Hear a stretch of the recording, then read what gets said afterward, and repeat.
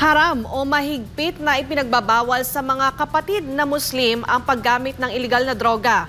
At matapos ang revelasyon ni Senator Amy Marcos, may hamon sila ngayon kay Pangulong Marcos Jr. Kung ano ito, alamin sa report ni MJ Mondehar. Ang paggamit ng illegal drugs ay ipinagbabawal yan ng aming relihiyon. Mahigpit na ipinagbabawal ng aming relihiyon dahil nilalason nito ang isang katinuan ng pag-iisip. Yan ang pahayag ng One Bangsamoro Coalition sa kanilang soft launching sa Quezon City nitong Huwebes ng umaga, November 27. Ayon sa grupo na binubuo ng iba't ibang Muslim organization sa buong Pilipinas, nakababahala ang pagtukoy ni Senator Amy Marcos sa kanyang kapatid na si President Bongbong Marcos na umunoy gumagamit ng cocaine.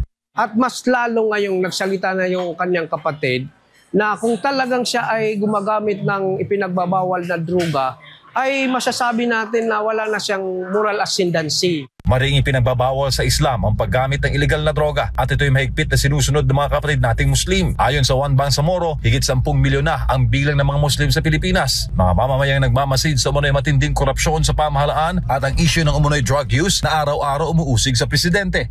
Kailangan tumindig na tayo dito. Kailangan manindigan tayo at kailangan manawagan tayo sa presidente na siya ay sumailalim sa isang hair follicle drug test. Mismong si Senator Amy Marcos na ang naghamon sa Pangulo at sa kanyang pamilya na magpa-hair follicle test. Iyan din ang hamon ni Vice President Sara Duterte mula nang ito'y magsalita sa umunoy issue ng drug use ng Pangulo. Enero ngayong taon, ganito ang naging tugon ng PBBM nang hamunin siya ng kanyang dating Executive Secretary na si Attorney Vic Rodriguez na magpa-hair follicle test.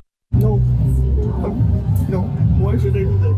What they say, public trust, public office, public has nothing to do with the follicle test. Ngunit para sa mga kapatid na Muslim, hanggat hindi napapatunayang hindi gumagamit ng droga ang Pangulo, mananatiling makasalanan ang tingin nila kay PBBM batay sa turo ng Islam.